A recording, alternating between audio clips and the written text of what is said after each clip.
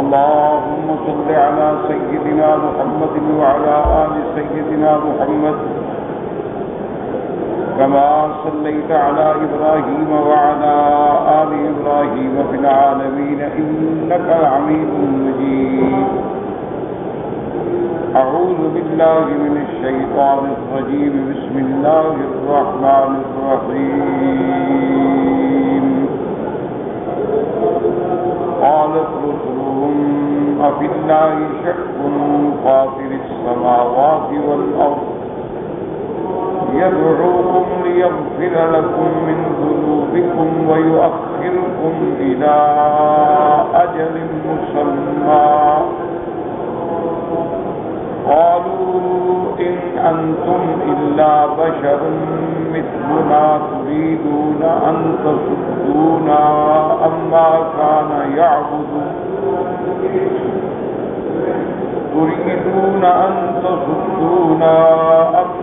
كان يعبد آباؤنا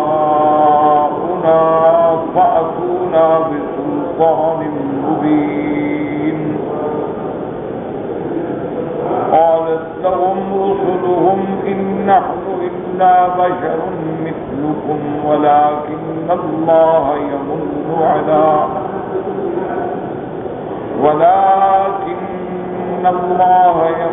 على من يشاء من عباده وما كان لنا أن نأتيكم بسلطان إلا بإذن الله.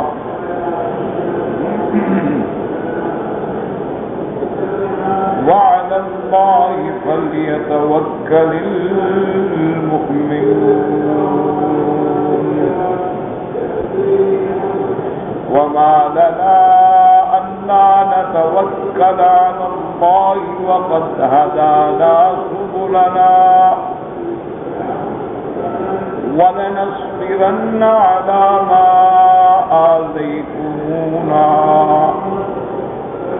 وعلى الله فليتوكل المتوكلون. اللہ تبارک و تعالی نے کلام مقدس کی ان آیات مبارکہ میں جو سورۃ ابراہیم علیہ السلام کی آیات ہیں، اللہ نے انبیاء علیہ السلام کے درمیان میں اور اس زمانے کے جو کفار اور مشرکین ہیں ان کے زمانے میں جو جھگڑے اختلافات ہوئے، انبیاء علیہ السلام کی باتوں پر جو انہوں نے مخالفت کی، جو انہوں نے نزاع کیا، جو انہوں نے مجادلہ کیا، ان آیات مبارکہ میں اس بات میں ذکر۔ سب سے پہلے تو آپ اس بات کو دماغ میں رکھیں اور سمجھیں کہ تمام حکم جو ہے، تمام فرامین مبارکہ جو ہیں وہ اصلاً تو اللہ تبارک و تعالیٰ کے ہیں، لیکن اب اللہ تعالیٰ کی ذات کو ہم نے نہیں دیکھا اور نہ ہی دنیا میں کوئی آنکھ اسے دیکھ سکتی۔ اللہ تعالیٰ کی ذات کی رویت جو ہے وہ دنیا میں اللہ نے خود قرآن میں نفی فرما دی کہ کوئی بھی آنکھ اس کا احاطہ نہیں کر سکتی۔ تو جب اللہ تبارک و تعالیٰ کی ذات کے مقدس کو ہم نے دیکھا نہیں ہے، اللہ تبارک و تعالیٰ سے کوئی انسان براہ راست بات بھی نہیں کر سکتا مگر جن کو اللہ نے شرف کلام بخشا، جیسے سیدنا موسیٰ علیہ السلام، اور نہ ہی اللہ تبارک و تعالیٰ سے ہم براہ راست کوئی سوال پوچھ سکتے ہیں۔ تو اس لیے اللہ تبارک و تعالیٰ نے ایک نظام بنایا تبارک و تعالی نے اپنے اور اپنے بندوں کے درمیان میں واسطہ بنایا اپنے پیغمبروں کو، انبیاء کو، رسولوں علیہم الصلوات والتسلیم۔ اور اللہ تبارک و تعالی نے ہمیں حکم دیا کہ میری اطاعت کرو اور میرے رسول کی اطاعت۔ اللہ نے جتنے پیغمبر بھیجے ہیں ان کے صحیح تعداد کے بارے میں نہ تو قرآن مقدس میں ذکر ہے اور نہ کسی صحیح حدیث مبارک میں ذکر ہے۔ بعض روایات سے معلوم ہوتا ہے کہ تقریباً اللہ نے 1,24,000 پیغمبر بھیجے، ان میں 313 رسول بھیجے،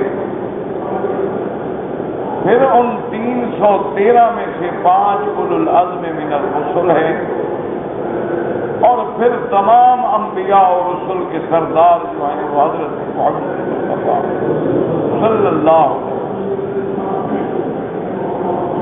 تو اللہ نے انبیاء بھیجے، اور پھر انبیاء علیہم السلام کا تعلق جو ہے اللہ کے ساتھ وہ وحی کے ذریعے، جس کو اللہ نے قرآن مقدس میں بھی واضح بیان فرما دیا کہ وما كان لبشر ان يكلمه الله الا وحيا او من وراء حجاب او يرسل رسولا، کہ اللہ تبارک و تعالیٰ اپنے انبیاء میں وحی فرماتے ہیں، اور اسی میں یہ بات بھی یاد رکھیں گے پھر وحی جو ہے وہ 2 قسم ہے۔ ایک وحی جلی ہے، وحی جلی کا کیا معنی کہ لفظ بھی اللہ کے ہیں، فرمان بھی اللہ کا ہے، اور معنی بھی اللہ کی طرف سے، یہ تو وحی جلی ہے۔ جیسے قرآن، کہ قرآن مقدس میں جو الفاظ ہیں، جو آیات ہیں، جو کلمات ہیں، یہ سب اسی طرح اللہ نے اپنے نبی محمد عربی صلی اللہ علیہ وسلم پہ اتارے، یہ تو وحی جلی ہے۔ اور ایک ہوتا ہے وحی خفی، یہی وہ مسئلہ ہے جس پر آج کل جدید طبقہ جو ہے، جدید پڑھے لکھے لوگ اور انگریزی اسکولوں سے، کالجوں سے، یونیورسٹیوں سے علم حاصل کرنے والے لوگ جو ہیں، ان کے دماغ میں یہی ایک بات جو ہے وہ ذرا آسانی سے نہیں بیٹھتی،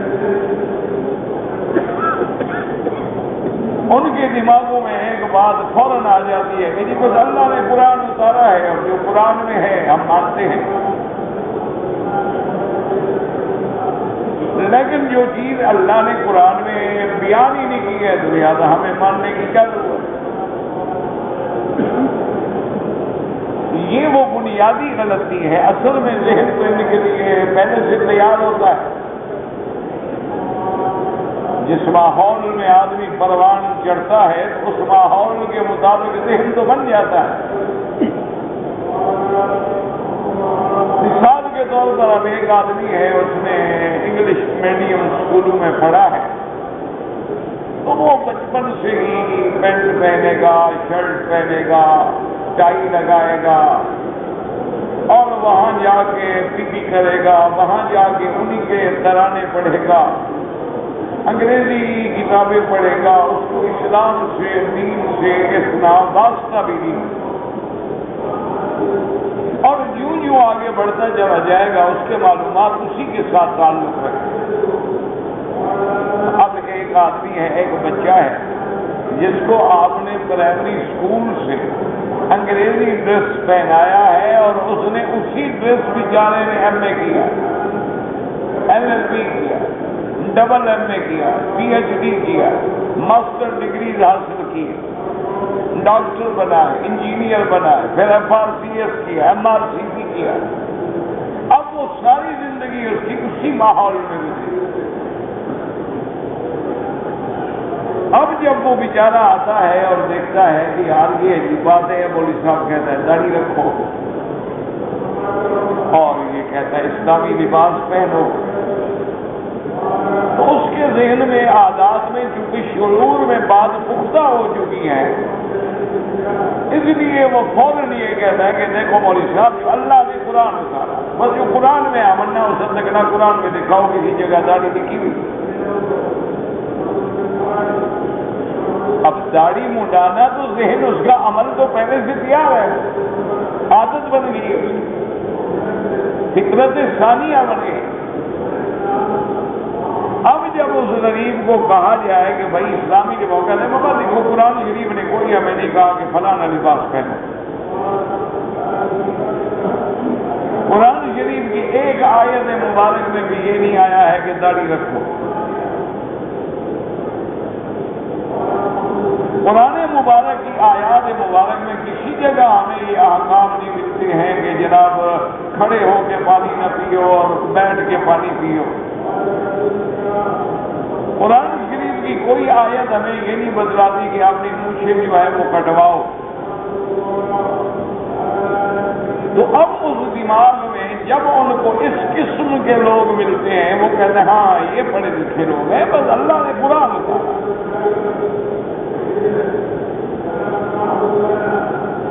اس لیے ان کے دماغ جو ہے، اور آج کل ہمارا جدید طبقہ جو ہے، اللہ معاف کرے، اللہ معاف کرے، اللہ ان کو بھی ہدایت دے، اللہ ہمیں بھی ہدایت دے، نوجوان ہیں، بچے ہیں، بچیاں ہیں، لڑکے ہیں، لڑکے سب اسی معاملے میں مبتلا۔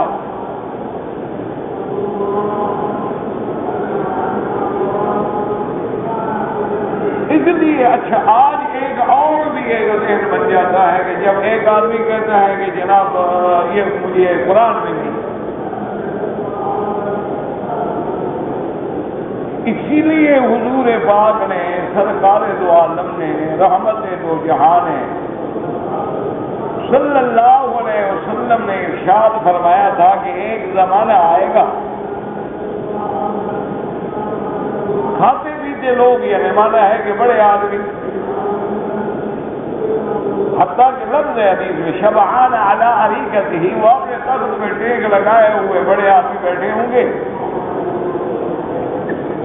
اور یہ کہیں گے کہ بھائی جو چیز قرآن میں حلال ہے ٹھیک ہے، جو حرام ہے ٹھیک ہے، اس کے علاوہ ہم نہیں مانتے۔ سرکار دو عالم صلی اللہ علیہ وسلم نے یعنی 1400 سال پہلے بھی چیز کو ہی فرما دی کہ ایسے لوگ پیدا ہوں گے اور وہ کہیں گے کہ ما وجدنا فی کتاب اللہ ہے، جو اللہ کے قرآن میں ہے ٹھیک ہے، جو اللہ کے قرآن میں نہیں ہے وہ ہم نہیں مانتے۔ لیکن حضور نے فرمایا خبردار، جس طرح اللہ نے قرآن میں احکام دیے ہیں، حلال و حرام بیان فرمایا ہے، اسی طرح اللہ کے رسول نے بھی احکام دیے۔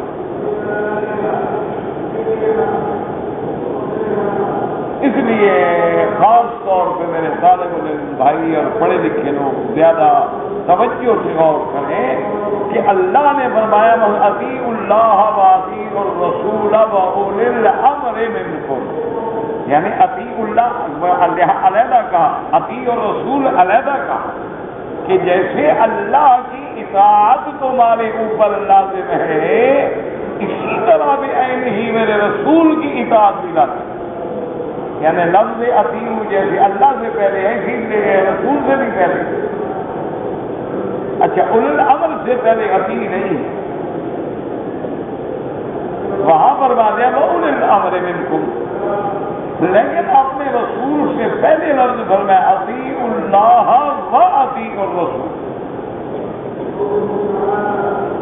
اور درمیان میں واہ ہے، اور اسی جگہ پہ فرمایا من یطع الرسول فقد اطاع اللہ، کہ جس نے بھی میرے رسول کی اطاعت کی، فرما برداری کی، اس نے اللہ کی فرما برداری کی۔ تو اس کا الٹ جو ہے وہ خود بخود سامنے آ گیا، اور جس نے رسول کی نافرمانی کی وہ اللہ کی نافرمانی۔ اسی لیے ایک آیت میں آئے گا وَمَن يَعْصِ اللَّهَ وَرَسُولَهُ، جو اللہ کی نافرمانی کرے اور اللہ کے رسول کی نافرمانی کرے۔ اسی طرح ایک حدیث مبارک ہے جو اس بات کو بڑا ہی واضح کرتی ہے۔ سرکار دو عالم صلی اللہ علیہ وسلم کی ایک حدیث مبارک جس میں آپ نے فرمایا کہ کل امتی یدخلون الجنت الا من ابا۔ آپ نے فرمایا کہ میری تمام امت جو ہے جنت میں جائے گی اللہ کی رحمت سے، مگر جس نے میری نافرمانی کی۔ ابا مانا انکار کیا۔ اب صحابہ نے پوچھا قیل من ابا، انہوں نے پوچھا کہ یا رسول اللہ کون جو آپ کا انکار کرے؟ ایک تو آپ کو نبی نہیں مانتا، وہ تو کافر ہے، وہ تو جہنم جائے گا۔ تو آپ نے کیسی وضاحت فرمایا من اطاعنی، جس نے میری اطاعت کی وہ تو ٹھیک ہے، ومن عصانی، اور جس نے میرے حکم کی نافرمانی کی فقط ابا، اس نے انکار کیا۔ تو اس بات کو اچھی طرح سمجھے، خدا کرے کہ ہمیں سمجھ آ سکے۔ اسی لیے محدثین نے جو اتنا بڑا کام کیا ہے، کیوں کیا؟ اسی لیے آج کل پڑھے لکھے لوگ کہہ رہے تھے نا وہ جی وہ تو 200 سال بعد حدیث کا کام شروع ہوا ہے۔ سرکار دو عالم صلی اللہ علیہ وسلم کے بعد فقہ کا کام ہوا ہے۔ وہ دراصل انہی فتنے کو علماء سمجھ گئے تھے کہ ایک وقت آئے گا لوگ حضور کی حدیث کا انکار کر دیں گے۔ لوگ کہیں گے جی ہم تو اہل قرآن ہیں، اور جو اللہ کے قرآن میں ہے، جو اللہ کی کتاب میں ہے اس کو تو ہم مانتے ہیں، اور جو اللہ تبارک و تعالیٰ کے قرآن میں نہیں ہے ہم نہیں مانتے۔ اسی لیے اللہ تبارک و تعالیٰ اصحاب رسول پہ، تابعین پہ، محدثین پہ کروڑوں رحمتیں نازل فرمائے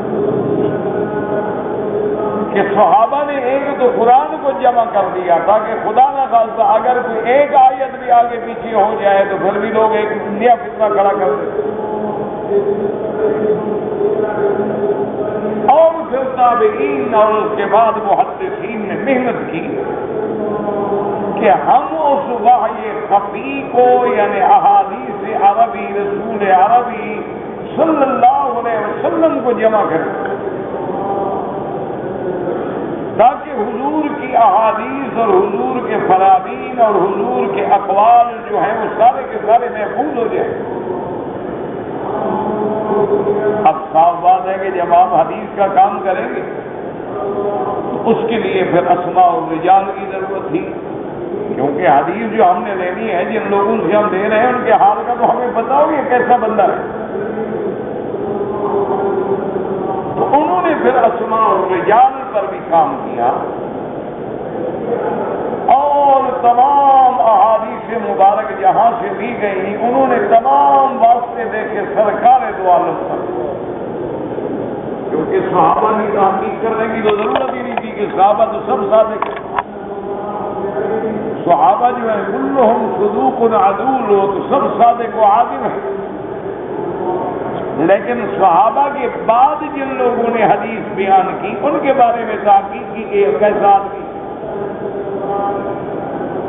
تو اس سے اسماء و رجال اور اس سے علماء حدیث، اصحاب حدیث، محدثین رحمت اللہ علیہم اجمعین نے اتنا بڑا ذخیرہ ہمیں حدیث کو عطا فرمایا۔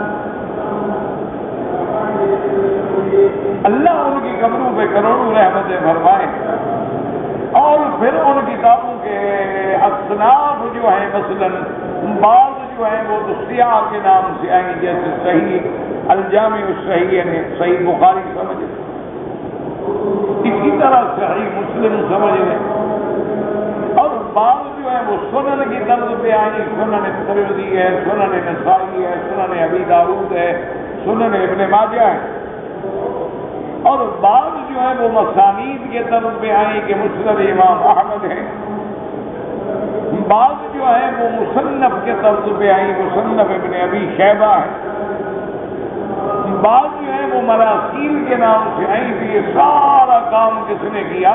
محدثین نے، اصحاب حدیث نے، اہل حدیث کہلانے والے علماء نے، اللہ ان پہ کروڑوں رحمتیں نازل۔ انہوں نے ہمارے لیے ہمیں ایک ذخیرہ جمع کر دیا فرامین رسول احمدی صلی اللہ علیہ وسلم، اور اسماء الرجال پہ بحث کرنے سے اب ہمارے سامنے سب سے بڑا مسئلہ یہ ہو گیا کہ بھئی ہم نے اللہ کی اطاعت کرنی ہے اور حضور صلی اللہ علیہ وسلم کی بھی اطاعت کرنی ہے، لیکن اب ہمیں یہ تو پتہ لگے نا کہ باقی یہ حضور نے فرمایا ہے۔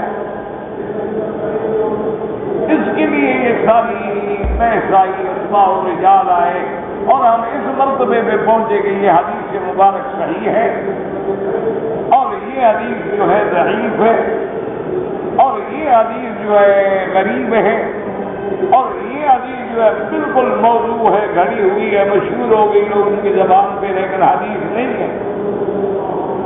تو یہ علم محدثین نے ہمیں عطا کیا۔ اب جناب اور ذرا آگے چلیں اور سمجھیں انشاءاللہ کہ حضور صلی اللہ علیہ وسلم سرکار دو جہاں رحمت دو عالم صلی اللہ علیہ وسلم کا جو حکم ہے، اب اس کی آگے کس نے؟ ایک تو یہ ہے کہ حضور حکم دیں، وہ تو ہم اسی طرح واجب التعمیل ہے جیسے بالکل اللہ کا حکم واجب التعمیل۔ اللہ کا حکم یعنی اصلاً واجب الاطاعت ہے، اور سرکار دو عالم کا حکم جو ہے وہ عملاً واجب الاطاعت۔ لیکن ایک بات میں حضور نے حکم نہیں دیا، حضور نے فرمایا یہ میری رائے ہے، حکم نہیں۔ یا حضور پاک نے فرمایا بھی یہ میرا مشورہ ہے، یہ میں مشورہ دے رہا ہوں، میں حکم نہیں دے رہا۔ اس کی ایک مثال سمجھے تو آپ کو انشاءاللہ آسانی سے بات سمجھ آ جائے گی۔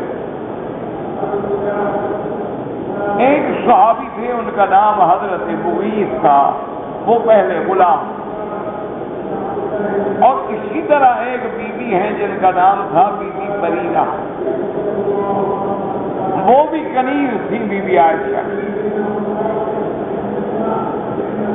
حضرت مغیث بھی غلام ہے اور بی بی بریرہ جو ہے وہ بھی کنیز ہے، وہ بھی باندی ہے۔ دونوں کے مالکان سے مفاہمت کے بعد دونوں کا نکاح ہو گیا۔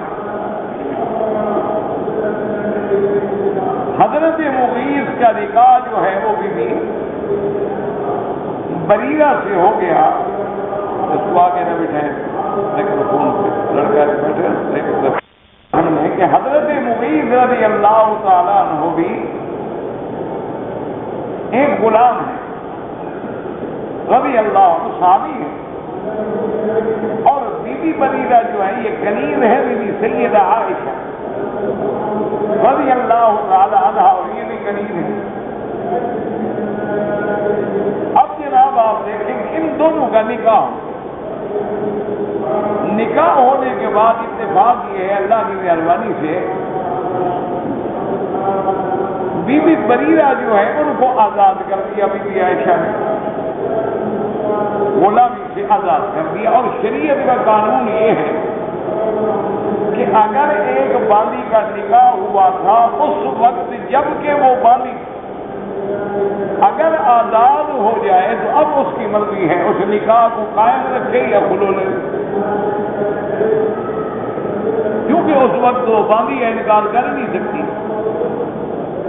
اب وہ آزاد ہو گئی ہے، اب وہ ہو رہا ہے، اب اس کی مرضی ہے اس نکاح کو قائم رکھنا چاہے، قبول کرے یا کہ جی میں نکاح قائم نہیں رکھتا۔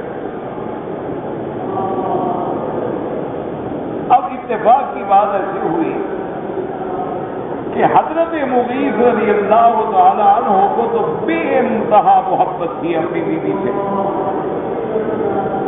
لیکن بیوی بریرہ کو ان سے نفرت تھی، وہ بیچارے خوبصورت نہیں تھے۔ تو اب جب اس کو آزادی ملی تو بس وہ تو کھڑی ہو گئی، اب میں نہیں رہتی تمہارے نکاح۔ اب حضرت مغیث نے جناب بڑی محنت کی کہ تم میری بیوی ہو، اتنا عرصہ ہم نے اکٹھے گزارا ہے، مہربانی کرو۔ انہوں نے کہا نہیں، میں تمہارے ساتھ گزارا ہی نہیں۔ اور پھر عورت ہوتی ہے نا، آپ کو مشہور ہے عورت کی تریاحت کی ہوتی ہے، جب عورت ضد کر جائے پھر زمین آسمان الٹ دے، اس کی ضد کو پوری چھوڑ دے۔ اب اس نے کہا کہ کچھ کرو۔ آخر معاملہ چلتے چلتے سرکار دو عالم کی خدمت میں آئے صلی اللہ علیہ وسلم۔ اب حضور کی جب خدمت میں معاملہ آیا تو حضور صلی اللہ علیہ وسلم نے بیوی بریرہ کو بلایا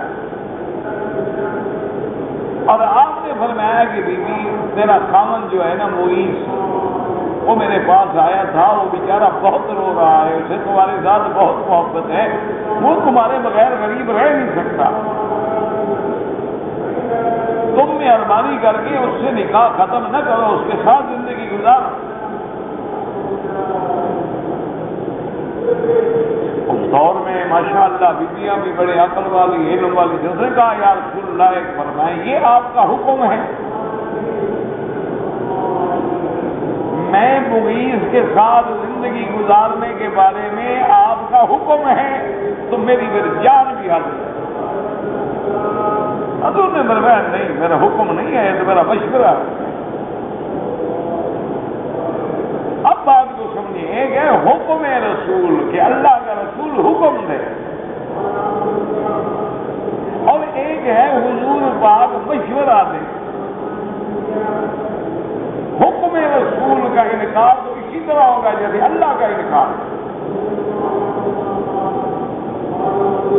لیکن اگر حضور مشورہ دے تو پھر مشورہ جو ہے وہ واجب الاطاعت نہیں ہوتا، تو مشورہ حضور نے فرمایا کہ بریرہ میرا حکم نہیں ہے، مشورہ ہے۔ اس نے کہا حضور اگر مشورہ ہے میں نہیں مانتا، میرا اس کا گزارا ہو ہی نہیں سکتا، مجھے ایک دل میں اس سے نفرت ہے، جب نفرت ہے تو میں اس کے حقوق کیسے ادا کروں گا اس پیسے خامن کے؟ اور اگر ایک عورت اپنے خامن کے حقوق ادا نہیں کر سکتی تو پھر بیوی کا کیا فائدہ ہے؟ بیوی کو شو پیس میں رکھنے والی گڑیا تو نہیں ہوتی کہ ہم اس کو شو پیس میں سجا کے رکھ دیں۔ تو حضور نے فرمایا حکم نہیں میرا۔ اس نے کہا حضور حکم ہو تو میری جان قربان، میں زندگی گزار دوں گی چاہے مر جاؤں، لیکن مشورہ ہے تو یا رسول اللہ میں نہیں مانتی، لہذا نکاح ختم ہو گیا۔ تو اب ایک ہوا حکم رسول یاد رکھو، اور ایک ہے سرکار دو عالم کی طرف سے مشورہ۔ تو حکم اور مشورے میں فرق ہے۔ اسی طرح مثلا حضور کی ایک رائے مبارک ہے، خیال ہے، رائے جیسے کہ سرکار دو عالم صلی اللہ علیہ وسلم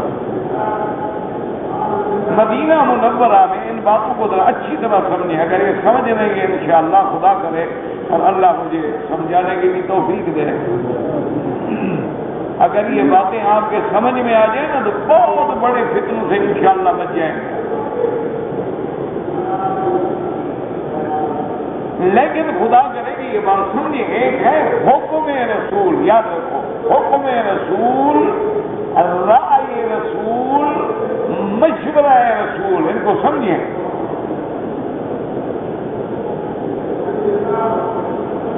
اب رائے کا مسئلہ بھی سمجھ لیں، صحیح حدیث مبارک میں ہے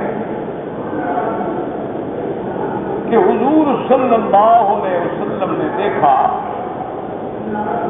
مدینہ منورہ میں صحابہ جو ہیں وہ کھجوروں کے باغ تھے، صحابہ کے بڑے بڑے باغ تھے، اب بھی الحمدللہ مدینہ منورہ میں باغات ہیں۔ تو صحابہ یہ کرتے کہ ایک خاص خاص موسم میں کھجور جو ہے اس میں مذکر بھی ہے مؤنث بھی ہے، ہر پودے میں مذکر مؤنث ہے، جیسے انسان میں جوڑے ہیں نا مرد عورت ہے، اسی طرح ہر پھول میں، درخت میں، چرند میں، پرند میں، وجعلنا من کل شیء زوجین، اللہ نے ہر چیز کے جوڑے بنائے۔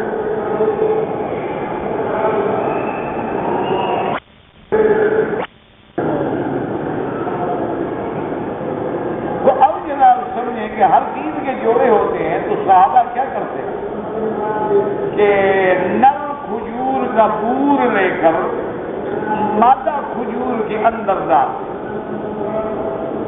اس کے جو اوپر گوشہ ہوتا ہے نا اس کو باقاعدہ چیرا لگا کے نر کھجور اس کے اندر ڈال۔ اب حضور باغ نے جب دیکھا تو حضور نے فرمایا بھی یہ کیا کر رہے ہیں؟ اس کو عربی میں کہتے ہیں تعبیر النخل، کھجور کی تعبیر۔ کیا مانا کہ وہ نر کا بورا لے کر مادہ کے کھجوروں کے باغات میں ہمیشہ کرتے ہیں، اس سے تو باقاعدہ پھر ہماری فصل آتی ہے، کھجور زیادہ لگتی ہے، پھل زیادہ ہوتا ہے۔ حضور نے فرمایا یہ کیا ہے؟ پھل تو اللہ نے دینا ہے، پھل دینے والا اللہ تبارک و تعالیٰ ہے، یہ بلا وجہ تم کیوں تکلیف کرتے ہو؟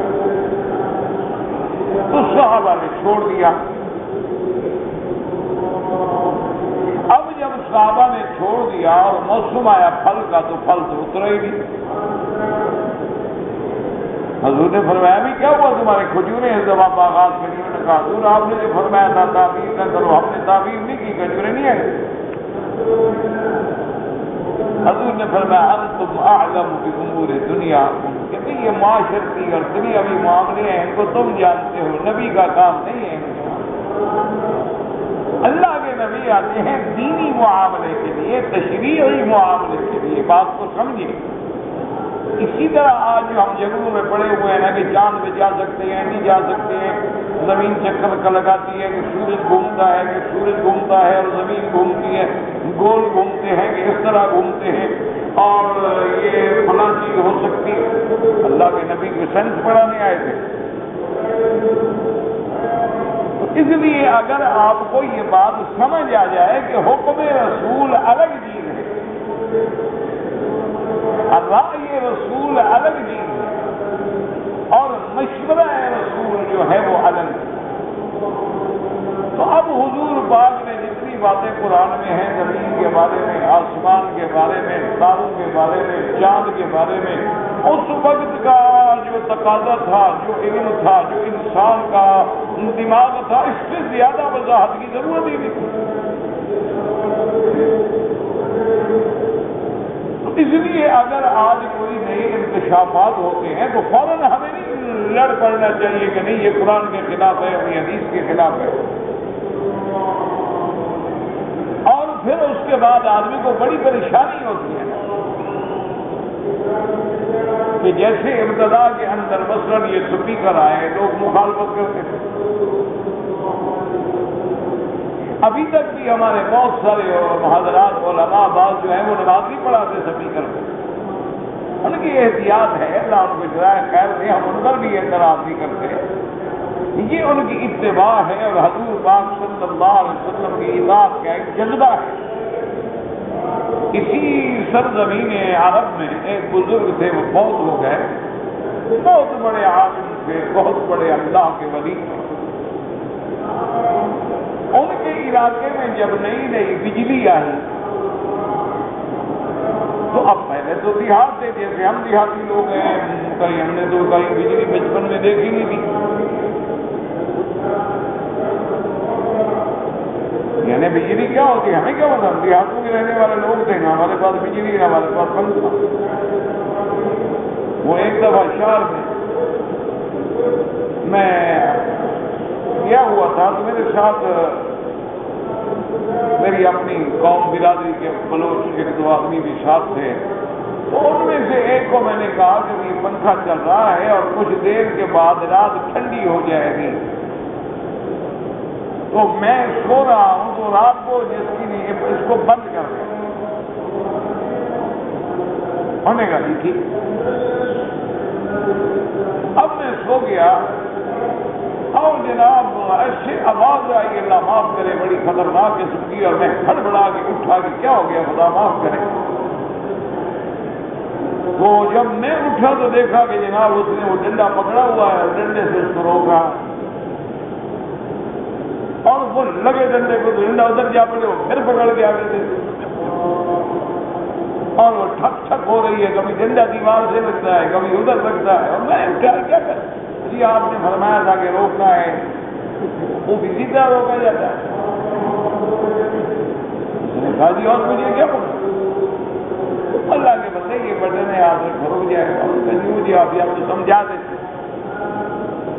تو جس نے مثلاً بجلی نہ دیکھی ہو، پنکھا نہ دیکھا ہو، فریج نہ دیکھا ہو، یہ ریفریجریٹر نہ دیکھے ہوں، یہ کولر نہ دیکھو، اس کے دماغ میں یہ بات آ سکتی۔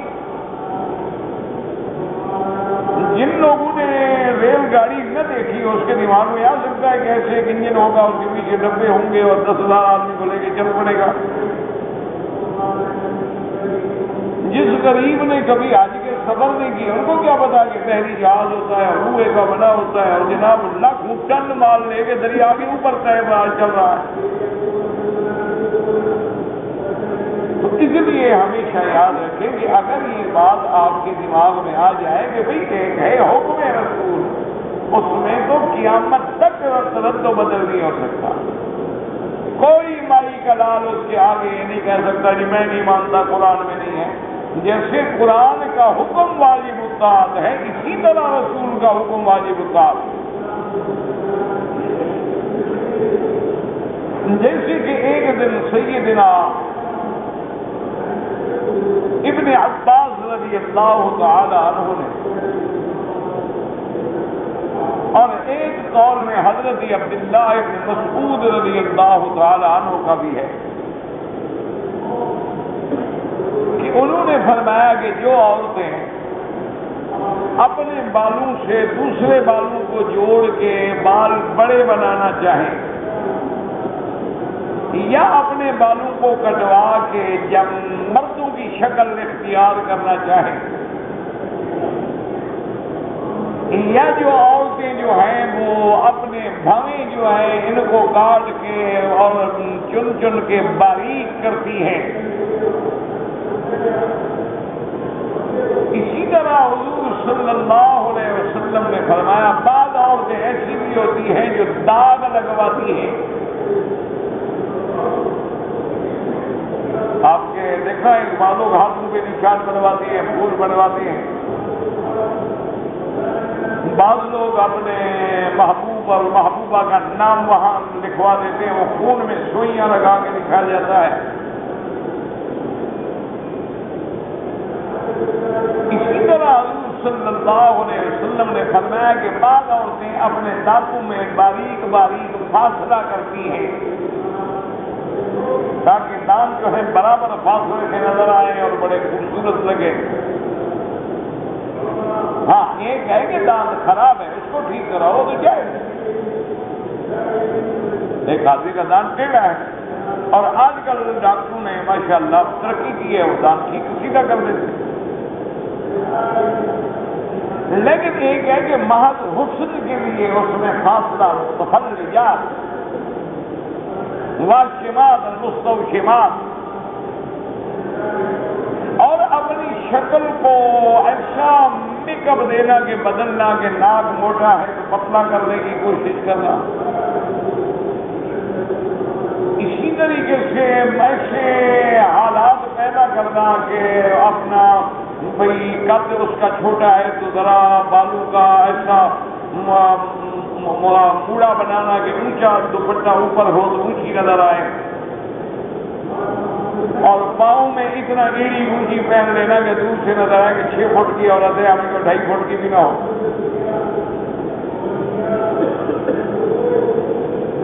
تو یہ ساری چیزیں جو ہیں تو صحابہ نے فرمایا کہ ان پہ حضور نے لعنت بھیجی ہے،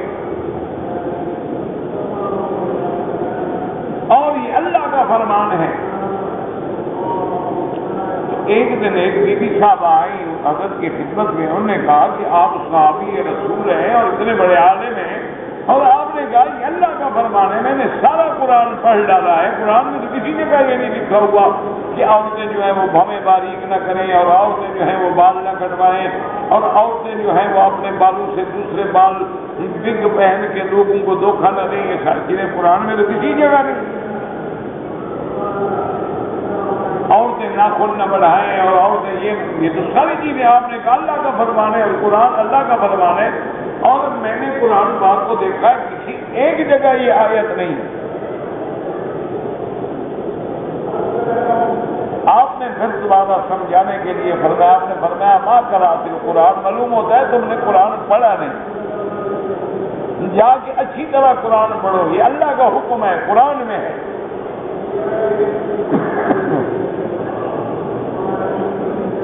وہ بی بی صاحبہ چلی گئی. 2 دن کے بعد پھر حاضر نے کہا کرا تو میں اول ہی الی آخر ہی, میں نے تو اول سے لے کر آخر تک قرآن پڑھا ہے. لیکن قرآن پاک میں یہ چیز نہیں ہے.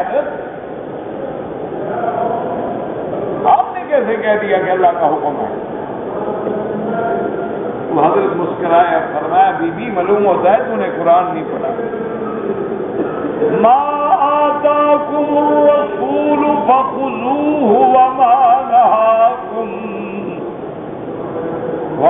نهاکم عنہ فانتہوا. آپ نے فرمایا یہ اللہ نے قرآن میں کہا ہے کہ جو میرا رسول تمہیں کہے وہ لو, اور جس سے میرا مدنی منع کرے روک جاؤ. یہ قرآن میں ہے. اس سے کہا ہے, ان کا جب رسول نے کہا تو اللہ کا حکم. جب اللہ نے قرآن میں ہمیں پابند کر دیا کہ بھی جو اللہ کا رسول فرمائے پکڑ لو, لے لو اس کو مضبوطی سے, اور جس سے حضور منع کرتے ہیں رک جاؤ. یہ اللہ کا قرآن ہے. کہا یہ تو قرآن ہے. جب قرآن ہے اب حضور کے فرما رہے ہیں یہ اللہ کا حکم ہوگا. اسی لیے ہمیشہ یاد رکھیں کہ اللہ کا حکم یا اللہ کے رسول کا حکم اگر لفظ اور معنی ہی اللہ کی طرف سے ہے تو وہ وحی جلی ہے. اگر لفظ تو اللہ کے نبی کے ہیں لیکن حکم اللہ نے دیا ہے تو وہ وحی خفی ہے. تو جیسے ہمارا وحی جلی پہ ایمان ہوگا اسی طرح ہمارا وحی خفی پر بھی ایمان ہے. اگر اب ایک آدمی کہتا ہے کہ میرا قرآن پہ ایمان ہے لیکن وہ حدیث کا انکار کر دے تو دراصل وہ حدیث کا انکار جو ہے قرآن کا انکار, کیونکہ قرآن پاک بغیر حدیث رسول کے ہم سمجھ ہی نہیں سکتے. اللہ نے قرآن میں تو جامع حکم دے دیا فرمایا نماز پڑھو گی, اب کیسے پڑھیں؟ اللہ نے فرمایا نماز قائم کرواؤ. ہمیں کیا پتہ عشاء کی کتنی رکعتیں ہیں, مغرب کی کتنی رکعتیں, فجر کی کتنی رکعتیں, ظہر کی کتنی رکعتیں ہیں, عصر کی کتنی رکعتیں, ہمیں کون بتائے؟ اللہ تبارک و تعالیٰ نے ہمیں حکم دے دیا ہے کہ روزہ جو ہے روزہ رکھو, اور یہ بھی کہہ دیا کھاؤ پیو حتیٰ یتبین لکم الخیط الابیض من الخیط الاسود من الفجر. اب اس کی تفصیل کون سمجھائے؟ اللہ نے حکم دے دیا اذا نودی للصلاة من یوم الجمعة فاسعوا الى ذکر اللہ. اذا نودی الى الصلاة کہ جب تمہیں نماز کے لیے پکارا جائے. اب نودیا تو آ گیا کہ پکارا جائے. کیسے پکارا جائے؟ لوگ پکڑنے آئیں گے, بلانے آئیں گے, جمعہ پہ چلو, جمعہ پہ چلو, جمعہ پہ چلو, ہر آدمی تمہارے گھر آئے گا. تو اب نودیا ندا سے ہے, اور ندا بمانے اذان ہے. اذان تو قرآن میں نہیں ہے لیکن ندا کا لفظ تو قرآن میں موجود ہے. اللہ نے قرآن میں کہہ دیا اذا نودی الی الصلاة من یوم الجمعہ. اب اس ندا کا طریقہ جو ہے وہ ایک صحابی نے خواب دیکھا، حضور نے منظور کر دیا، تو لہٰذا اذان بھی اللہ کا حکم ہوگی کہ اب جب اذان ہوگی تو گویا ہمیں پکارا جا رہا، پہلے اللہ کی بڑائی، سرکار دو عالم کی رسالت کی گواہی، اور اس کے بعد ہمیں کہا جاتا ہے حی علی الصلاۃ، حی علی الصلاۃ، پھر ہمیں کہا جاتا ہے حی علی الفلاح، حی علی الفلاح۔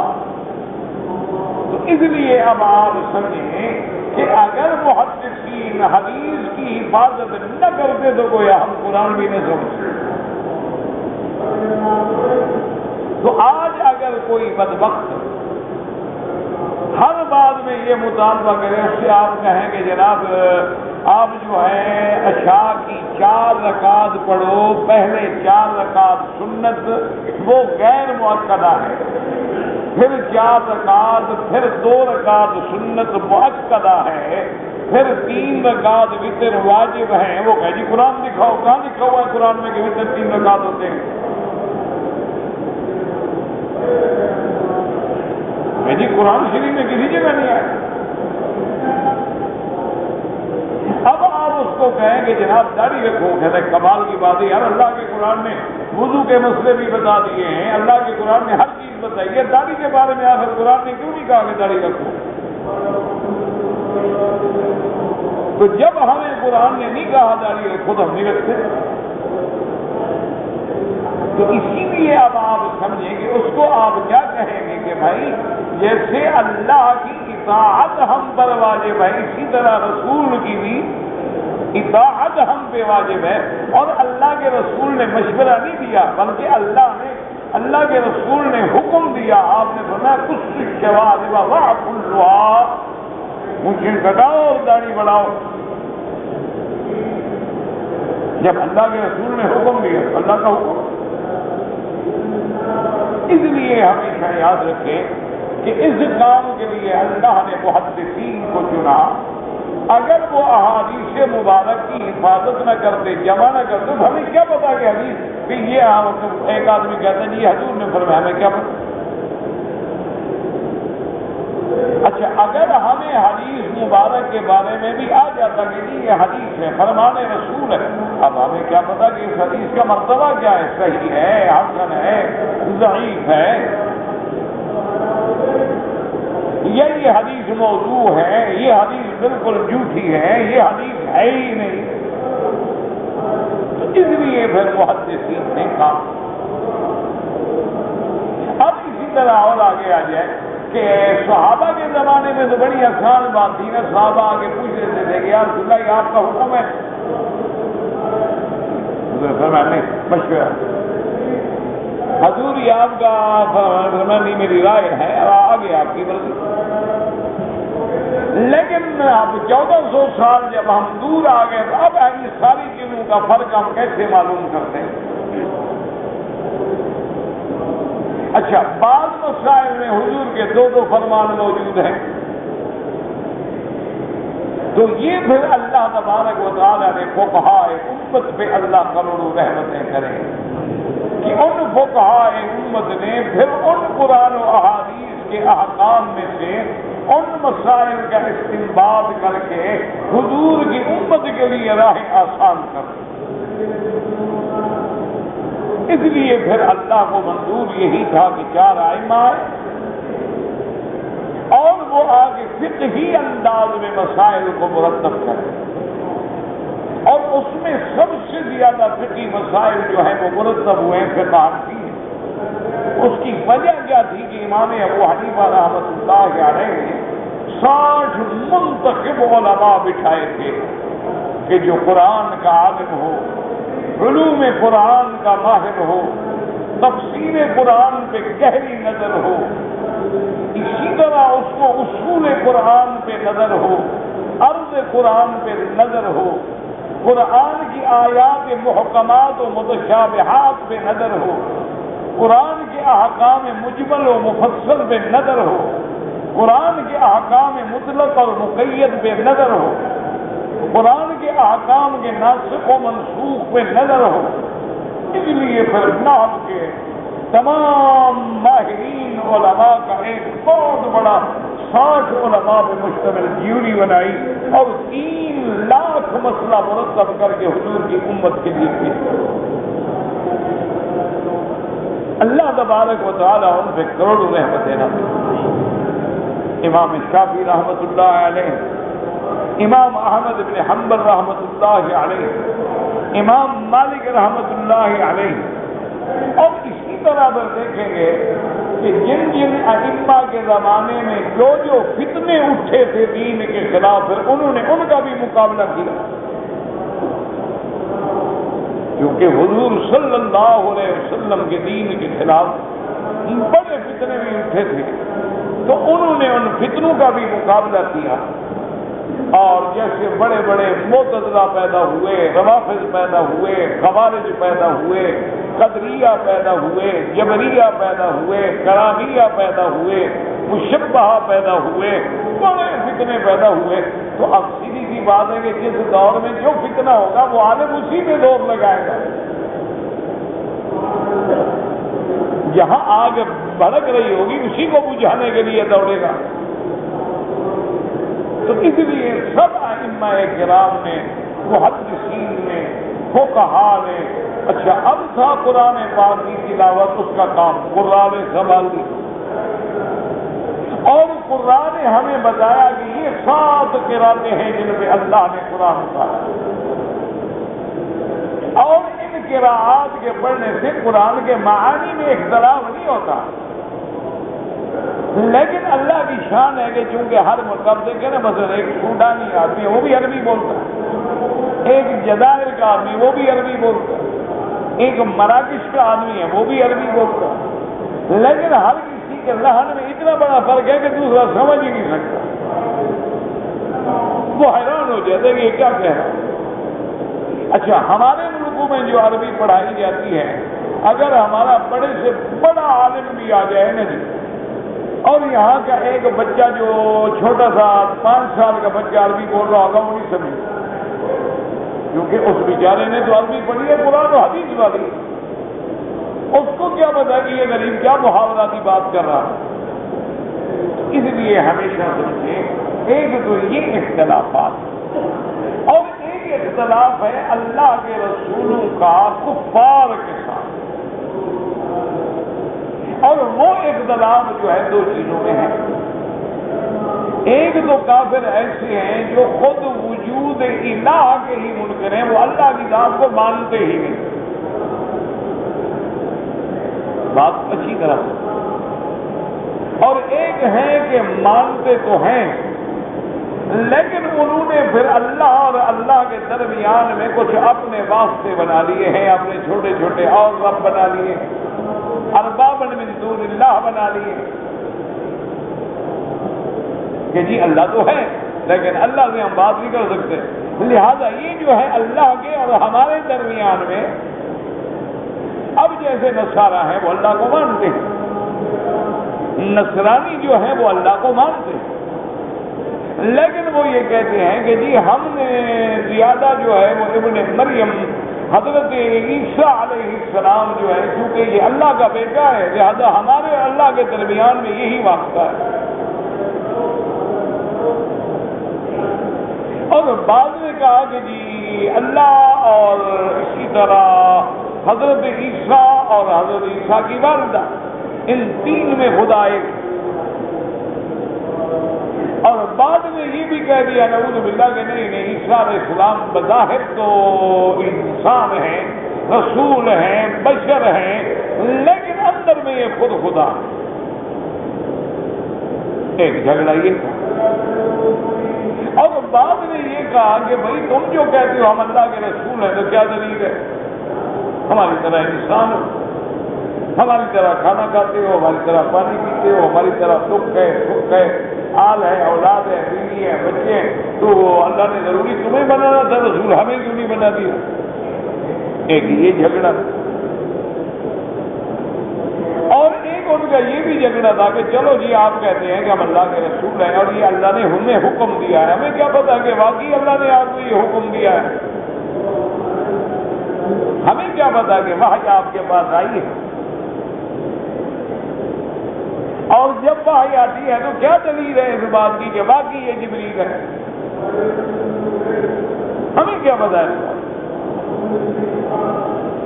تو اس لیے اللہ تبارک و تعالیٰ نے ان آیات مبارکہ میں جو آج ہم نے آیات تلاوت کی ہیں اس مجادلے کا ذکر کیا ہے کہ قالت رسلهم افی اللہ شک فاطر السماوات والارض يدعوكم ليغفر لكم من ذنوبكم ويؤخركم إلى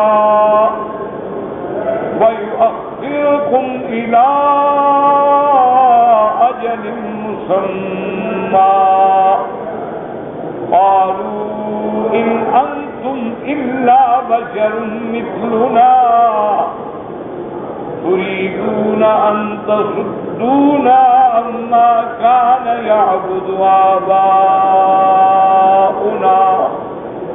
فأتونا بسلطان مبين۔ تو یہ اللہ کے رسولوں کا اور ان کے منکرین کے درمیان میں جو مکالمہ ہے اور جو ان کے درمیان میں مجادلہ ہے اور جو ان کے درمیان میں جھگڑا ہے، اللہ نے اس کا ذکر کیا ہے کہ کافروں نے کیا اعتراضات کیے اور میرے پیغمبروں نے کیا جوابات۔ اللہ آپ کو اور مجھے بھی سمجھنے کی توفیق دے۔ میں مکہ مکرمہ میں رہتا ہوں اور میں حنفی مسلک پہ ہوں۔ 29 تاریخ رمضان المبارک کو میں نے عمرہ کیا۔ عصر کی نماز کے بعد میں نے طواف کیا اور مغرب کی نماز کے بعد صفا مروا کیا اور میں نے حج افراد کیا ہے، لیکن بنیادی بات تو میرے بھائی آپ نے لکھی نہیں کہ عمرہ کیا کہاں، کیونکہ ایک عمرہ ہے جو آدمی اپنے ملک جا کے اپنے وطن سے کرتا ہے، یعنی یہ عمرہ کرتا ہے اپنے میقات اصلی سے۔ مثلا ایک آدمی ہے مکے میں رہتا ہے لیکن اصل پاکستانی ہے، پاکستان گیا واپسی پہ اس نے کراچی سے احرام باندھا۔ ایک آدمی انڈیا گیا بمبئی سے احرام باندھ، اور ایک عمرہ ہے کہ رمضان المبارک کی محبت میں بعض آدمی جو ہے وہ تنعیم سے کر لیتے ہیں، جہرانہ سے کر لیتے ہیں، اور بعض آدمی جو ہے مدینہ منورہ جاتے ہیں زیارت کے لیے، واپسی پہ عمرہ کر لیتے ہیں کہ چلو بھی مدینے میں حاضری بھی ہو جائے گی اور رمضان کا عمرہ بھی مل جائے گا۔ تو اصل تک جب آپ نہیں لکھیں گے تو مسئلہ حل نہیں ہوگا۔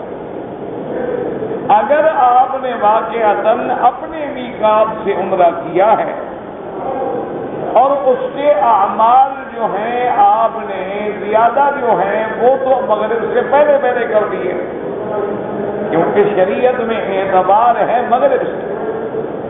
شریعت میں انگریزی طرح 12 بجے رات کا اعتبار نہیں ہوتا، کیونکہ انگریزی نظام میں تو رات کے 12 بجے جو ہے تاریخ بدل جاتی ہے۔ ویسے ہم نے تو خیر سنا تھا کہ 12 بجے سکھ پاگل ہو جاتے ہیں، لیکن یہ انگریزوں کی بھی رات کو 12 بجے، ان کی بھی تبدیلی ہے 12 بجے رات، اور اسلام کہتا ہے کہ نہیں، سورج ہے، دن ہے، غروب ہو گیا، خلاص رات شروع ہو گئی، تاریخ بدل گئی۔ جیسے ان کا ابتداء سال جو ہے جنوری سے ہوتا، اسلامی ابتداء سال جو ہے محرم سے ہوتا۔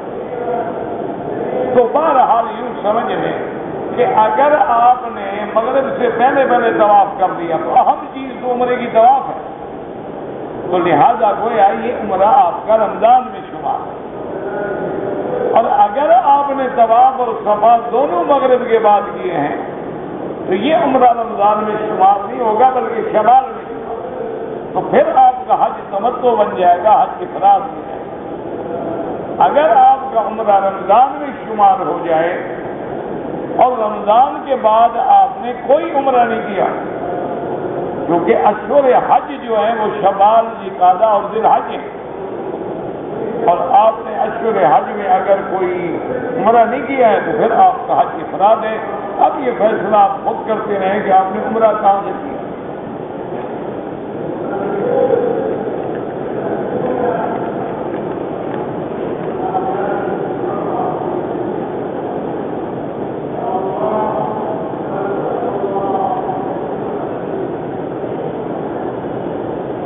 میرے چھوٹے بھائی نے لوگوں سے پیسے ادھار لیے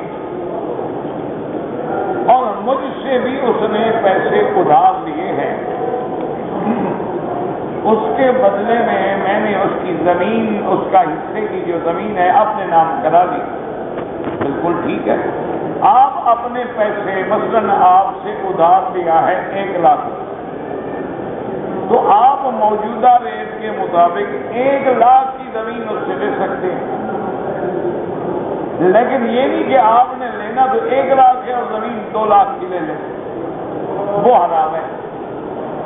جتنا آپ کا پیسہ ہے اتنا زمین آپ اس کی لے سکتے ہیں، اور اگر آپ چاہتے ہیں کہ ویسے آپ نے زمین اپنے نام کرا لی ہے کہ اللہ رحمت کرے، کیونکہ وہ آشنا آدمی ہے، ایسا نہ ہو کہ زمین بھی بیچ کے کھا جائے، محفوظ کر کے میں کل ان کی اولاد کو دے دوں گا، تو یہ الگ بات، ورنہ شرعاً جتنا تمہارا قرضہ ہے اتنی زمین لینے کے تم حقدار، اس سے زیادہ لینے کے حقدار۔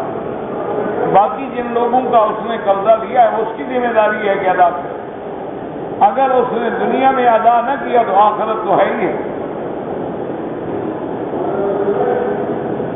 ایک آدمی نفلی عبادت کرتا ہے، طواف کرتا ہے، عمرہ کرتا ہے، اور کرنے کے بعد اس کا ثواب وہ اپنے کسی عزیز کو دے، وہ جائز، وہ منع نہیں۔